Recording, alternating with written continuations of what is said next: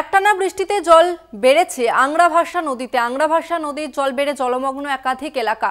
বানারহাটের সাঁকুয়াঝোড়া ১ নম্বর গ্রাম পঞ্চায়েতে প্রায় ২০০টি বাড়ি জলমগ্ন। সমস্যায় পড়েছেন স্থানীয় বাসিন্দারা। আংরাভাষা নদীর জল বেড়ে জলমগ্ন একাধিক এলাকা। বানারহাটের সাঁকুয়াঝোড়া ১ নম্বর গ্রাম পঞ্চায়েতের প্রায় ২০০টি বাড়ি জলমগ্ন হয়ে পড়েছেন এবং ক্ষতির মুখে পড়েছেন স্থানীয় বাসিন্দারা। একটানা বৃষ্টিতে জল বেড়েছে আংরাভাষা নদীতে এবং সেই নদীর ছবি আপনাদের সামনে তুলে ধরছি।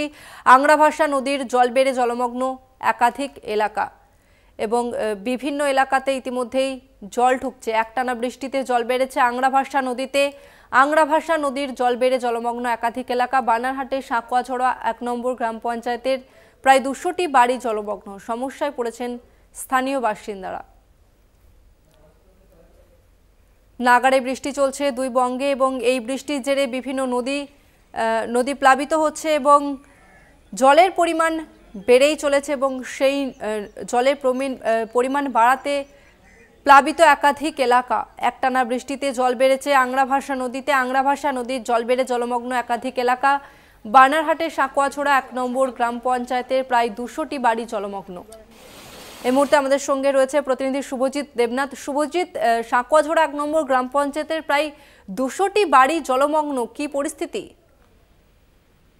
দেখো তসমিনা, একটানা কিন্তু ভারী বৃষ্টি আর এই বৃষ্টির জন্য কিন্তু জলস্তর বেড়েছে আংরাভাষা নদীতে। আংরাভাষা নদীর জলে কিন্তু জলমগ্ন একাধিক পাড়া ভোগান্তিতে পড়েছে সাধারণ মানুষ। বানারহাট ব্লকের সাঁকুয়াঝোড়া ১ নং গ্রাম পঞ্চায়েতের অন্তর্গত শান্তিনগর কর্ণী, জ্যোতির্ময় পল্লী, বিবেকানন্দ পল্লী সহ বেশ কিছু এলাকায় কিন্তু জল ঢুকে পড়েছে।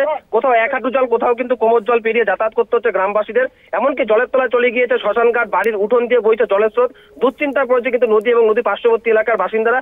এখনো পর্যন্ত কিন্তু প্রশাসনের কর্তারা ঘটনাস্থলে কিন্তু পরিদর্শনে এসেছে এবং পরিদর্শনে এসেছে বানারহাটের বিডিও।